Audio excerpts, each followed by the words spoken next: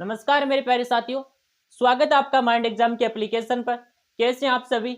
आशा करता हूं अच्छे होंगे, सकुशल होंगे। दोस्तों, पिछली क्लास में हमने डिस्कस किया था वर्क पावर और एनर्जी चैप्टर के बारे में। आज हम डिस्कस करने वाले गुरुत्वाकर्षण, ग्रेविटेशन। आज के चैप्टर का क्या नाम रहने वाला है?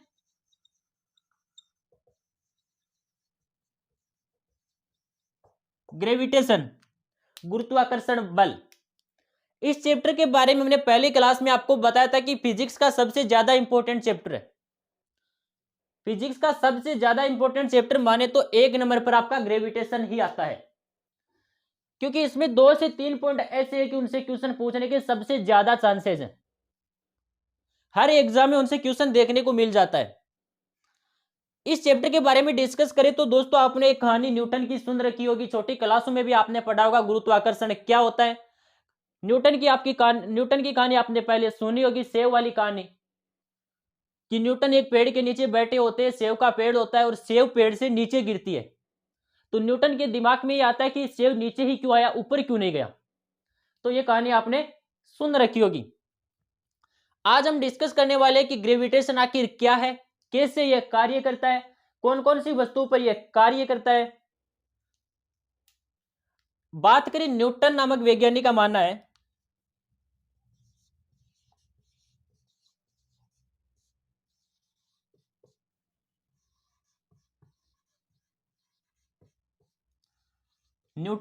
है कि गुरुत्वाकर्षण बल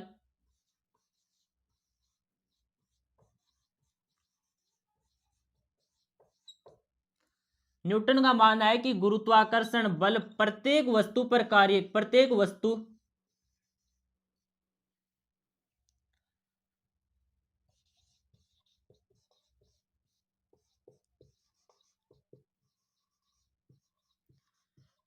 वस्तु एक दूसरी वस्तु को अपनी ओर आकर्षित करती है। प्रत्येक वस्तु एक दूसरी वस्तु को अपनी ओर आकर्षित करती है।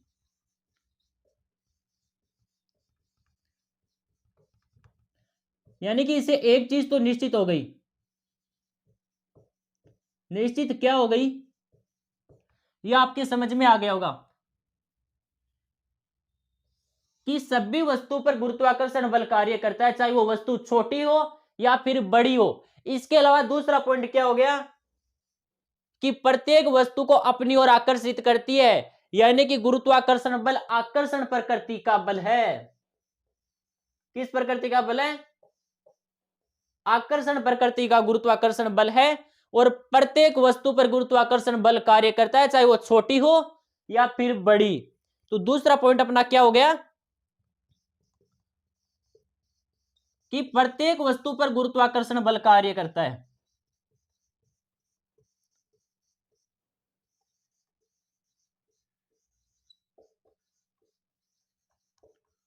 प्रत्येक वस्तु पर यह बल कार्य करता है और यह गुरु आकर्षण प्रकृति का बल है।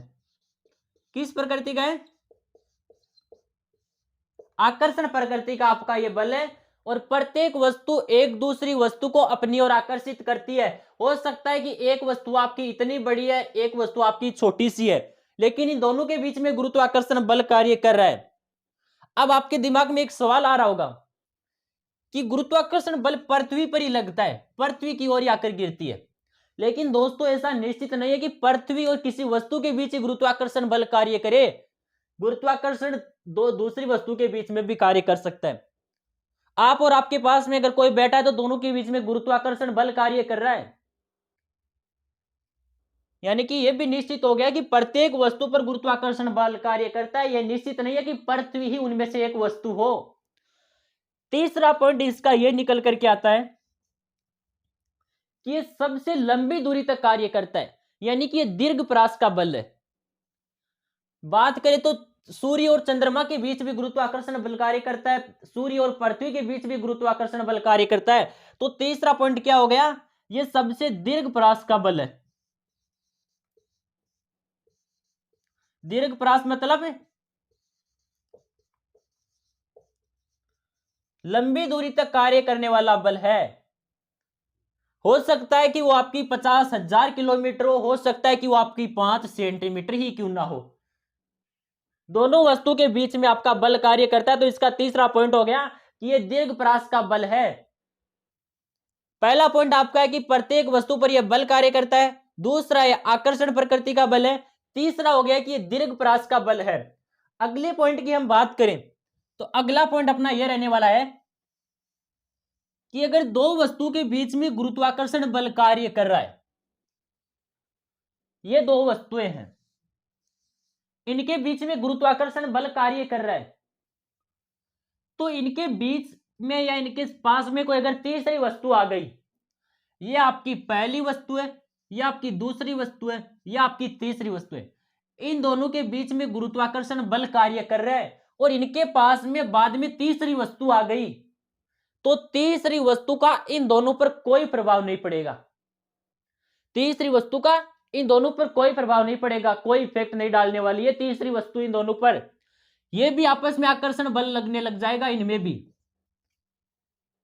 यानी कि यह निश्चित हो गया कि अगर दो वस्तु के बीच में आकर्षण बल लग रहा है या गुरुत्वाकर्षण बल लग रहा है तो तीसरी वस्तु का कोई प्रभाव नहीं पड़ता। यदि दो वस्तु के बीच में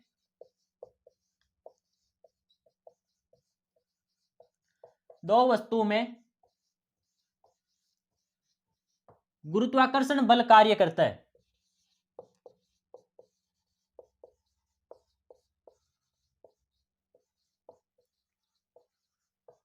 तो तीसरी वस्तु बीच में आने पर या तीसरी वस्तु पास में आने पर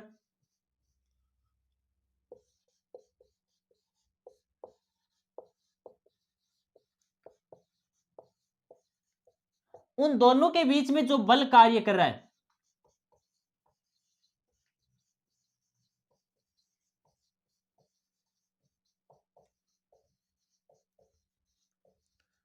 उस पर कोई प्रभाव नहीं पड़ेगा,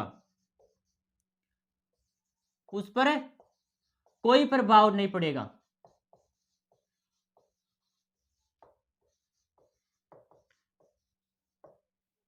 यानी कि दो वस्तु के बीच में गुरुत्वाकर्षण बल लग रहा है और उनके बीच में अगर तीसरी वस्तु आ गई तो उस पर कोई प्रभाव नहीं पड़ेगा।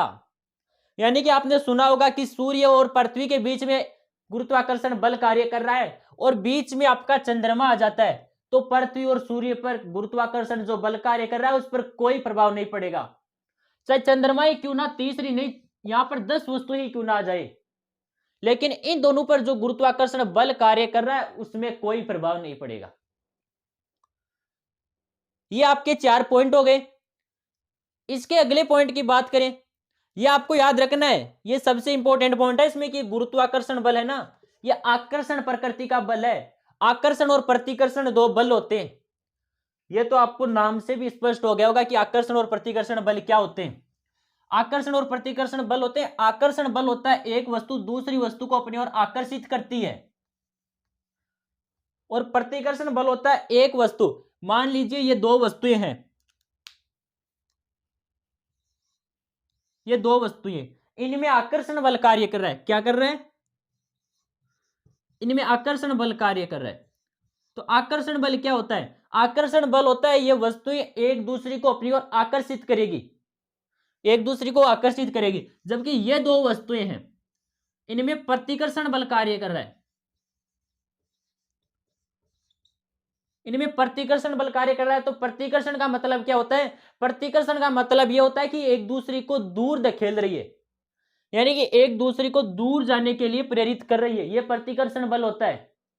आकर्षण बल होता है एक वस्तु दूसरी वस्तु को अपनी ओर खींचती है, आकर्षित करते है, यह आपका आकर्षण बल हो गया।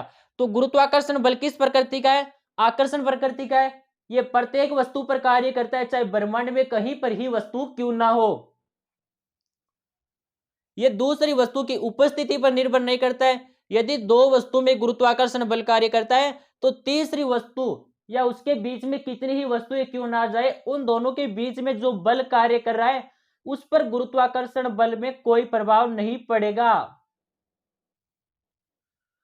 और एक पढ़ा था हमने, ये दीर्घ का बल है, यानी कि लंबी दूरी तक कार्य करने वाला बल है। अब हम बात करेंगे गुरुत्वाकर्षण के नियम के बारे में। ये गुरुत्वाकर्षण का नियम तो आपने पहले भी पढ़ लिया होगा कि गुरुत्वाकर्षण का नियम क्या था। न्यूटन ने गुरुत्वाकर्षण का नियम दिया था।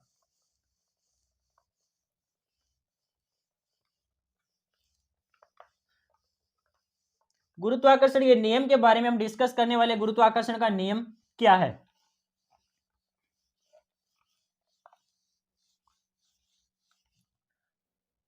गुरुत्वाकर्षण का नियम यह है, सीधा आपको इसकी भाषा याद नहीं रख करके आपको क्या याद रखना है?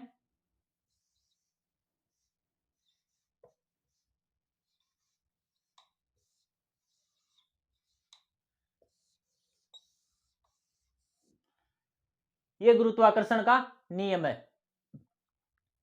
अब आप सोच रहे हो ये क्या नियम है? गुरुत्वाकर्षण ये दो वस्तुएं, इन दोनों वस्तु पर जो बल कार्य कर रहा है, ये बल किसके बराबर होता है? यही आपका न्यूटन का गुरुत्वाकर्षण का नियम है। इस बल का मान होता है, ये मान लीजिए m1 द्रव्यमान का है, यह m2 द्रव्यमान का है। इनके बीच की दूरी की बात करें तो इनके बीच की दूरी r है। इनके बीच की दूरी क्या है? r है। तो ये F किसके बराबर होगा? यानी कि इन दोनों वस्तु के बीच में जो बल लग रहा है, अभी हमने आपको बताया कि ब्रह्मांड में दो वस्तु के बीच में बल लगता है, यानी कि वो वस्तुएं कहीं पर ही क्यों ना हो। तो हमने उस दूरी को तो r मान लिया कि ये r दूरी पर दो पिंड रखे हुए हैं, ये m1 द्रव्यमान का है, ये m2 द्रव्यमान का है, और इन पर r दूरी लग रही है, यानी कि r दूरी पर ये पिंड है और इनके बीच में F आपका बल लग रहा है। ये F किसके बराबर होगा? तो ये F आपका बराबर होने वाला है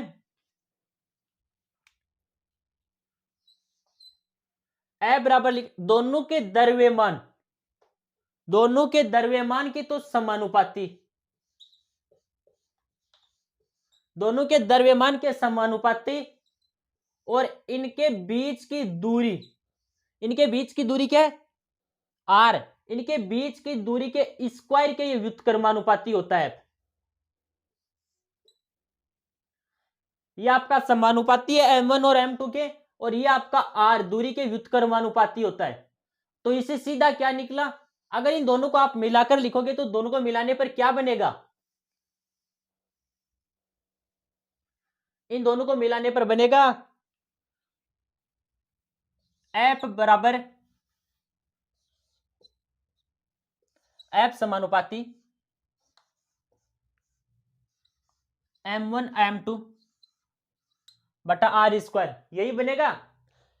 m1 m2 के तो समानुपाती है और उनके बीच की दूरी के वर्ग के व्युत्क्रमानुपाती है। व्युत्क्रमानुपाती का मतलब होता है कि ये बटा में आ गया, हर में आ गया, इसको व्युत्क्रमानुपाती बोलते हैं। और जो आप सामने है, इसको अंश में जो आता है, इसको हम समानुपाती बोलते हैं। इस समानुपाती स्थिरांक को हटाने के लिए, यानी कि समानुपाती जो चिन्ह दे रखा है, ये आपका चिन्ह है, इस चिन्ह को हटाने के लिए आपको क्या करना है? F बराबर G m1 m2 बटा r स्क्वायर, यह आपका गुरुत्वाकर्षण बल का फॉर्मूला हो गया, सूत्र हो गया। यह F गुरुत्वाकर्षण बल है, दो वस्तु के बीच में कार्य कर रहा है, और यहां पर m1 m2 दोनों वस्तु का द्रव्यमान है, r इनके बीच की दूरी है, और g समानुपाती स्थिरांक है। अब इस g को क्या बोलेंगे? g को हम बोलेंगे सार्वत्रिक गुरुत्वीय नियतांक।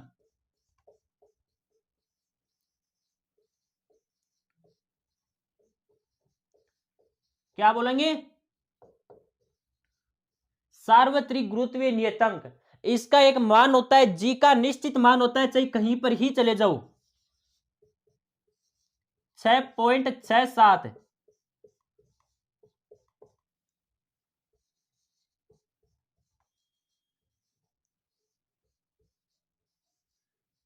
यह आपका जी का मान होता है, जी का मान होता है 6.67 गुणा 10 की power -11 newton into metre square upon kilogram square. यह आपका जी का मान होता है, जो कि सार्वत्रिक गुरुत्वीय नियतांक है। हो सकता है कि दो छोटी छोटी वस्तु के बीच में ही बल कार्य कर रहा हो सकता है कि दो बड़ी बड़ी वस्तु के बीच में कार्य कर रहा है, तो भी आपको जी का मान यही लिखना है। और अगर छोटी वस्तु के बीच में बल कार्य करे तो भी आपको जी का मान यही लिखना है। पूरे विश्व में ये स्थिर है जी का मान, चाहे आप कहीं पर चले जाओ जी का मान आपका यही रहने वाला है। बदलता किसका मान है? एक हमने आपको पहले पढ़ाया था गुरुत्वीय त्वरण, हमने वर्क पावर और एनर्जी वाले चैप्टर में भी पढ़ा था गुरुत्वीय त्वरण, ये चिन्ह पढ़ा था स्मॉल जी का, इसका मान बदलता है बार बार, ये हम इसके बाद में डिस्कस करने वाले।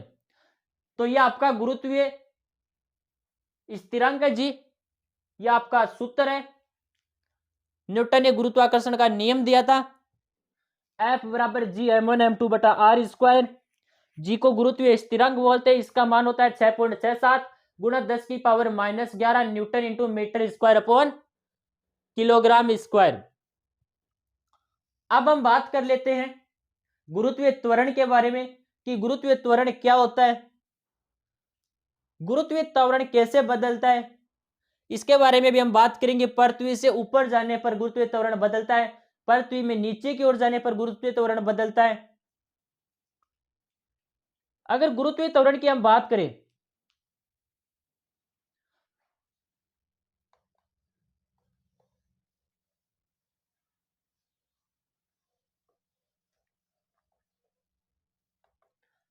या आपको मान याद रखना है, गुरुत्वीय स्थिरांक का, सार्वत्रिक गुरुत्वीय स्थिरांक का मान कितना है 6.67 गुणा 10 की power -11 newton into metre square upon kilogram square. अब हम डिस्कस करने वाले गुरुत्वीय त्वरण।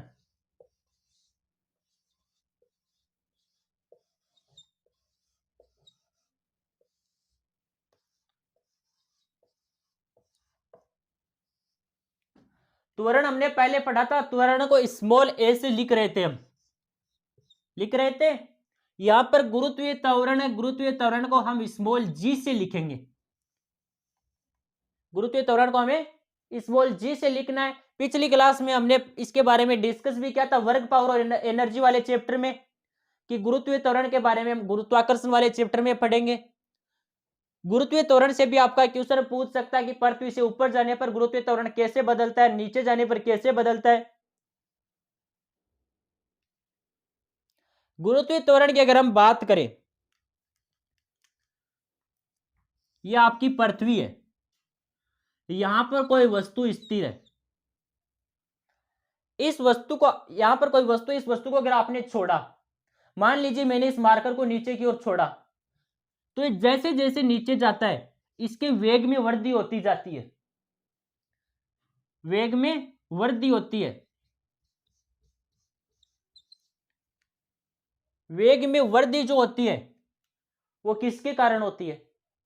जैसे मान लीजिए आपने अपने घर की छत से किसी पत्थर को नीचे की ओर फेंका, तो उसमें जैसे जैसे वो पृथ्वी के पास में नजदीक जाएगा वैसे वैसे उसके वेग में वृद्धि होती जाएगी, और एक बिंदु ऐसा आएगा कि उसका वेग अधिकतम होगा। जैसे वो पृथ्वी से टच करने वाला होता है या स्पर्श करने वाला होता है, उस समय उसका वेग सबसे ज्यादा होगा। यानी कि मुक्त रूप से पृथ्वी की ओर कोई वस्तु गिरती है, यहां से आपने किसी वस्तु को फेंका नहीं है, वस्तु को गिराया है, तो जैसे जैसे ये आगे बढ़ेगी उसके वेग में वृद्धि होती जाएगी, और वेग में वृद्धि की दर को हम गुरुत्वीय त्वरण कहते हैं।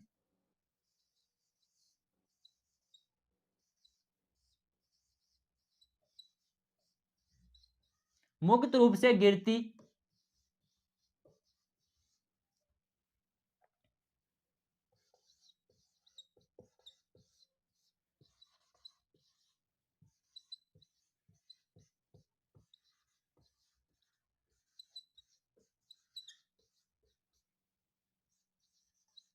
वस्तु के वेग में वृद्धि की दर को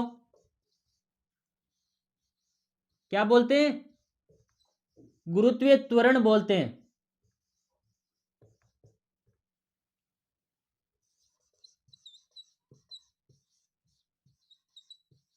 गुरुत्वीय त्वरण स्मॉल जी कहते हैं, गुरुत्वीय त्वरण स्मॉल जी कहते हैं। मुक्त रूप से गिरती वस्तु के वेग में वृद्धि की दर को गुरुत्वीय त्वरण बोला जाता है।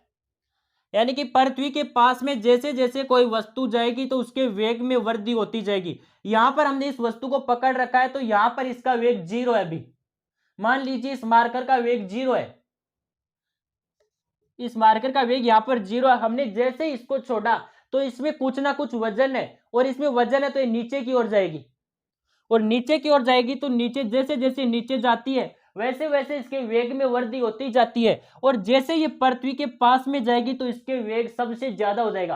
पृथ्वी से जिस समय टच करने वाली होती है उस समय इसका वेग सबसे ज्यादा होता है, स्पर्श करते समय इसका वेग सबसे ज्यादा होता है। तो यहां पर तो वेग ज्यादा था, और मान लीजिए यहां पर इसका वेग 10 किलोमीटर प्रति ओवर हो गया, तो इसके वेग में इतनी वृद्धि हो गई। तो ये जो वृद्धि होती है, इस वेग में वृद्धि की दर को ही क्या बोला जाता है? गुरुत्वीय त्वरण बोला जाता है। इसके बारे में हमने आपको बता दिया कि इसमें स्मॉल जी से प्रदर्शित करते हैं। अब आप सोच रहे हैं कि ये बदलता कैसे है, पृथ्वी से ऊपर जाता है तो कैसे बदलता है? इसके बारे में एक चीज ये भी है कि किसी दूसरी वस्तु पर निर्भर नहीं करता है। यानी कि गुरुत्वीय त्वरण किस पर निर्भर नहीं करता है? ये मान लीजिए मार्कर है, तो मार्कर भी एक ही स्पीड से जैसे जैसे नीचे जाता है इसके वेग में वृद्धि होती है। तो ये गुरुत्वीय त्वरण वस्तु के आकार पर निर्भर नहीं करती है। मार्कर छोटा है, ये इसका ढक्कन है, इसको भी अगर नीचे गिराएंगे तो इसके वेग में भी वृद्धि होगी नीचे की ओर। तो इसके आकार पर निर्भर नहीं करता है, वस्तु का कितना आकार है इस पर यह बिल्कुल भी निर्भर नहीं करता है। अब हम बात करें गुरुत्वीय त्वरण स्मॉल जी, और अभी हमने कैपिटल जी पढ़ा था। कैपिटल जी आपका क्या था? सार्वत्रिक गुरुत्वीय नियतांक, जिसका मान हमने आपको बताया था 6.67 गुणा 10 की power -11 newton into metre square upon kilogram square. इन दोनों में संबंध हम देख लेते हैं, स्मॉल जी और कैपिटल जी में। यह आपको याद रखना, यह तो स्मॉल जी है, और जो सार्वत्रिक नियतांक हमने पढ़ा था, इससे जस्ट पहले पढ़ा था हमने सार्वत्रिक गुरुत्वीय नियतांक।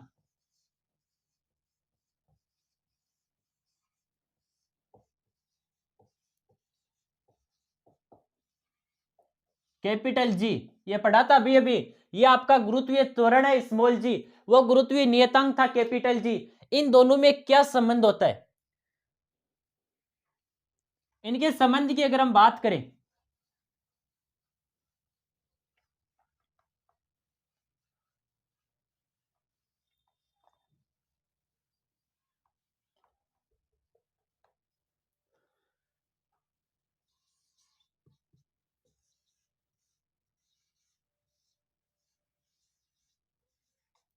ये आपका संबंध है, ये स्मॉल जी है, ये कैपिटल जी है, ये एम है, नीचे आपकी आर स्क्वायर है। यह आपका गुरुत्वीय स्थिरांक, सार्वत्रिक गुरुत्वीय स्थिरांक कैपिटल जी और स्मॉल जी गुरुत्वीय त्वरण में संबंध है।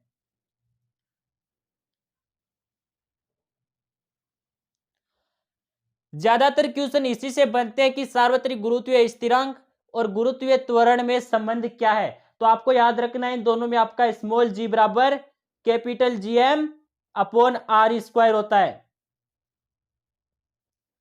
अब हम बात करें पृथ्वी पर स्मॉल जी का मान कितना होता है। जैसे जैसे हम पृथ्वी से ऊपर जाते हैं तो गुरुत्वीय त्वरण का मान क्या बढ़ता है या फिर घटता है, और पृथ्वी के केंद्र की ओर यानी कि नीचे की ओर जाने पर क्या गुरुत्वीय त्वरण का मान बढ़ता है या फिर घटता है, यह हम डिस्कस करने वाले हैं। इसके बारे में अगर हम बात करें तो जैसे जैसे पहले हम बात करें कि पृथ्वी पर गुरुत्वीय त्वरण का मान क्या होता है।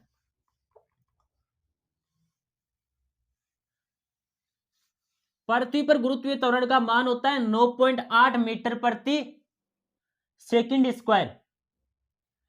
यह आपकी पृथ्वी है,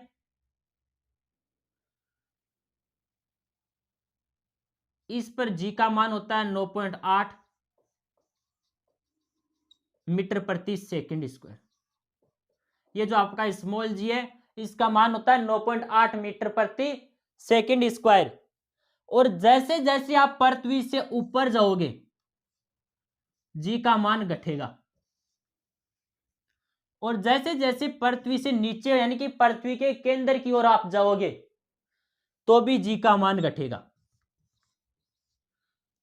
यानी कि पृथ्वी से ऊपर आकाश में जाने पर भी जी का मान घटता है और पृथ्वी से नीचे पृथ्वी के केंद्र की ओर जाने पर भी जी का मान घटता है। ये तो आपने सुन रखा होगा कि पृथ्वी आपकी गोल है, ये इसका केंद्र है, यहां पर जी का मान 9.8 है, 9.8 मीटर प्रति सेकंड स्क्वायर है। ऊपर अगर आप जाओगे तो जी का मान घटेगा, क्या होगा, घटेगा। ये आपको याद नहीं रखना है कि कितना घटेगा, और जैसे जैसे आप नीचे जाओगे तो भी जी का मान घटेगा, ऊपर जाओगे तो भी जी का मान घटेगा, नीचे जाओगे तो भी जी का मान घटेगा। अब 2 से 3 स्थितियां यह बनती है कि गुरुत्वीय त्वरण का मान जीरो कहां पर होता है, ऐसा कौन सा बिंदु है जहां पर गुरुत्वीय त्वरण का मान जीरो होता है। तो गुरुत्वीय त्वरण का आप सोच रहे हैं जैसे जैसे पृथ्वी से नीचे जाएंगे तो ये केंद्र आ गया, केंद्र पर गुरुत्वीय त्वरण का मान क्या होता है। ये आपसे क्वेश्चन पूछ सकता है कि केंद्र पर गुरुत्वीय त्वरण का, पृथ्वी के केंद्र पर आपसे क्वेश्चन पूछ लिया पृथ्वी के केंद्र पर गुरुत्वीय त्वरण कितना होता है। पृथ्वी के केंद्र पर गुरुत्वीय त्वरण 0 होता है, पृथ्वी के केंद्र पर गुरुत्वीय त्वरण 0 होता है। ऊपर की बात करें तो ऊपर का आपको याद नहीं रखना है, धीरे धीरे जैसे जैसे ऊपर जाते हैं गुरुत्वीय त्वरण का मान घटता जाता है। लेकिन पृथ्वी के केंद्र का क्वेश्चन पूछ सकता है अगला आपसे कि पृथ्वी के केंद्र पर गुरुत्वीय त्वरण कितना होता है, तो पृथ्वी के केंद्र पर गुरुत्वीय त्वरण होता है 0, पृथ्वी के केंद्र पर आपका गुरुत्वीय त्वरण 0 होता है। यह आपको याद रखना, यह क्वेश्चन बनता है आपका, यह संबंध आपको याद रखना है। स्मॉल जी और कैपिटल जी में संबंध होता है Gm/r²।